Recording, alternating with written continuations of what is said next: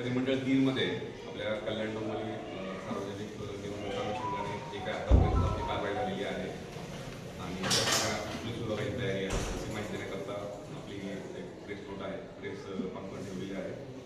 आणि आपल्या सगळ्यांना माहिती आहे की 15 जानेवारी रोजी महापालिकेच्या अनुषंगाने आपल्याकडे मतदान होणार आहे आणि 16 जानेवारी मतदान होणार आहे. त्या अनुषंगाने पोलीस विभागाची पण संपूर्णपणे कल्याण परिमंडळामध्ये तयारी झालेली आहे आणि काही वार्तामध्ये तयारी सुरू आहे.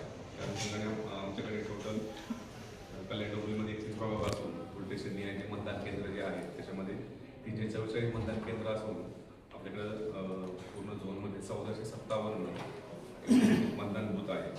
त्यानंतर इलेक्शनच्या अनुषंगाने जे काही पद्धत आपण नेमतो VST असेल म्हणजे व्हिडिओ स्टॅटिक टीम असेल, फ्लाईंग स्क्वॉड असेल आणि स्टॅटिक टीम असेल, अशा आपल्या तिन्ही याच्या अनुषंगाने 9 टीम त्यामध्ये काढलेल्या आहेत. टोटल 27 टीम ज्या आहेत त्या पूर्णपणे आपल्या परिमंडळामध्ये काढलेल्या आहेत.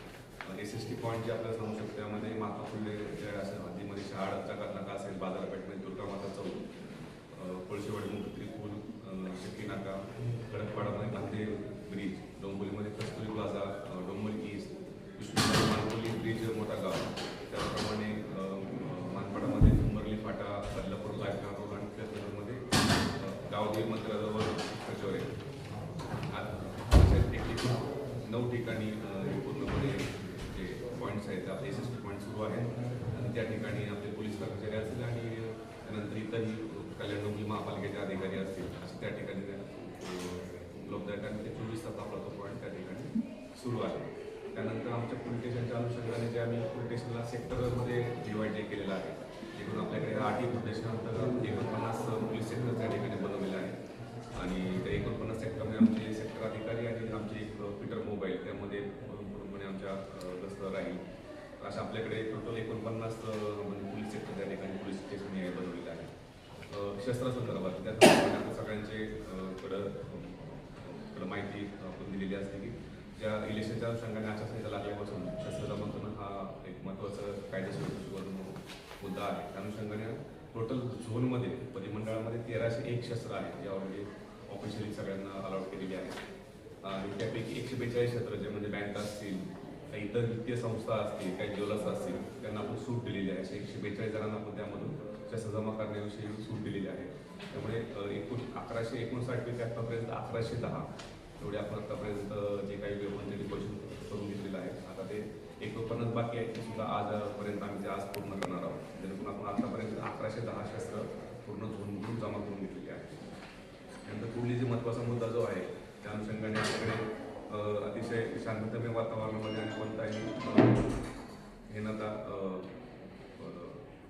शांततामय वातावरणामध्ये मतदान पार पडणं आवश्यक असतं अशा ठिकाणी प्रतिबंधक कारवाई आहे. त्याच्यामध्ये वेगवेगळ्या हेडमध्ये आपण कारवाई केलेली आहे आणि त्याच्यामध्ये तडीपार जे आहे पार जे असते तडीपार बरोबर 33 जणांमध्ये आपण आतापर्यंत कारवाई केलेली आहे. त्याच्यामध्ये वेगवेगळ्या सेक्शनांतर्गत म्हणजे सेक्शन 50 बॉम्बे पोलीस ॲक्ट 55 प्रमाणे आपण 2 टोळ्यांना आपल्या हद्दपार केले, त्यामुळे एकूण 13 सगळ्यांना आपण हद्दपार केलेला आहे.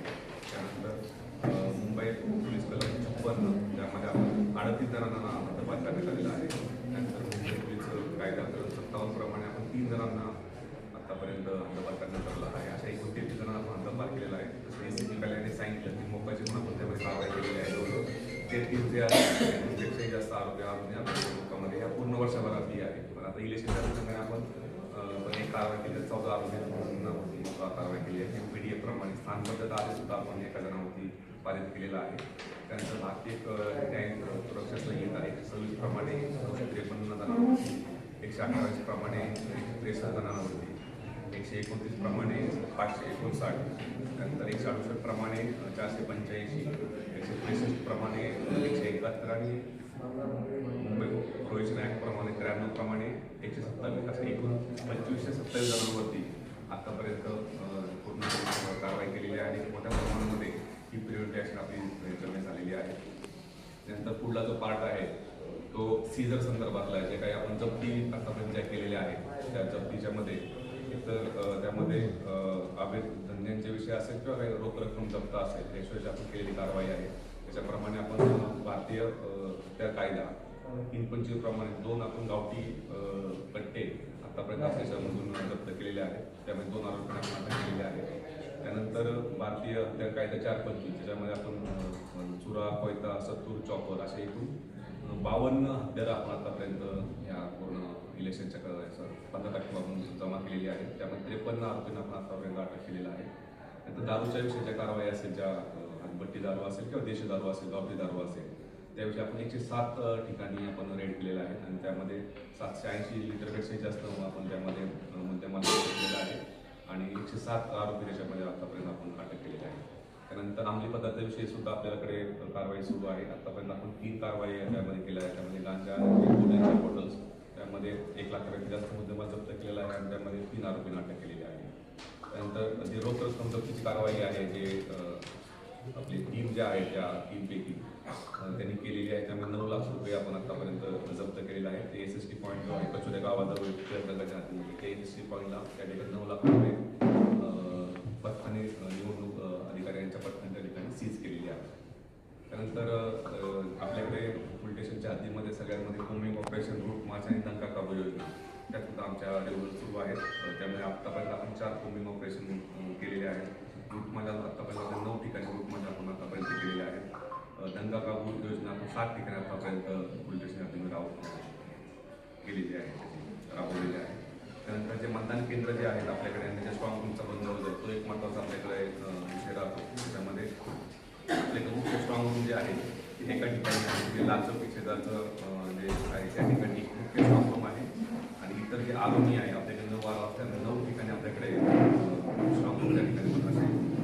10 ठिकाणी EVMसाठी स्ट्रॉंग रूम त्या ठिकाणी बनवलेले आहेत. त्याचप्रमाणे आपण या संबंधित निवडणुकीच्या मतदाना दिवशी आणि इतरही दिवशी आपण ड्रोनचा पण याच्यामध्ये कारण आपण परत विधानसभेमध्ये पण आपण याचा ड्रोनचा खूप चांगल्या प्रकारे प्रभावी वापर केला होता. त्यामुळे आमचं सुद्धा नियोजन आहे की आता सुद्धा या कल्याण डोंबिवली महापालिका इलेक्शनमध्ये आम्ही ड्रोनचा वापर करणार आहोत आणि आतापर्यंत आपण 24 ड्रोन त्याकरता आपण एंगेज केलेला आहे. जेणेकरून याचा वापर जो असेल ज्या ठिकाणी गर्दी ठिकाणं आहेत, ज्या ठिकाणी मतदान केंद्रावरती गर्दी होऊ शकते आणि त्या ठिकाणी कोणता आमच्या दृष्टीकोन सेन्सिटिव्ह एरिया आहे अशा ठिकाणी आम्ही ड्रोनचा वापर करण्याचा आतापर्यंत 24 ड्रोन आपण या पूर्ण याच्यामध्ये वापरणार आहोत.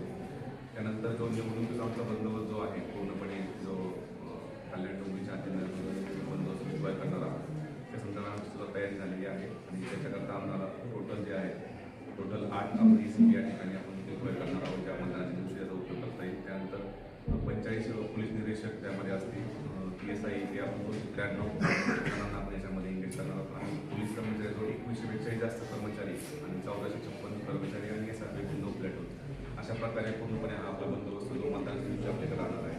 या विविध अनुषंगाने आपण सगळ्या पोलिसांच्या दृष्टीने कायदा सुव्यवस्था आणि राखणं गरजेचं आहे. त्यामध्ये जे काही कारवाई करणं अपेक्षित आहे आयोगाच्या निर्देशाप्रमाणे त्याप्रमाणे सुरू आहे. आमचे सर्व पोलीस स्टेशनचे सर्व CCP असतील, आमचे 2 डिव्हिजनचे डिव्हिजन PCP असतील आणि आमचे पोलीस कर्मचारी जे आहेत ते सर्व याकरता आम्ही सज्ज आहोत आणि या कोमिंग ऑपरेशन असेल किंवा इतरही अनुषंगाने जे आपल्याकडे काही सीझर्स झालेले असतील ते सीझरसुद्धा आपण आपल्याकडे गावठी कट्टे जे आहेत त्याच्यामध्ये ते सुद्धा आपल्याला त्याच्याकरता आम्ही करणार आहोत.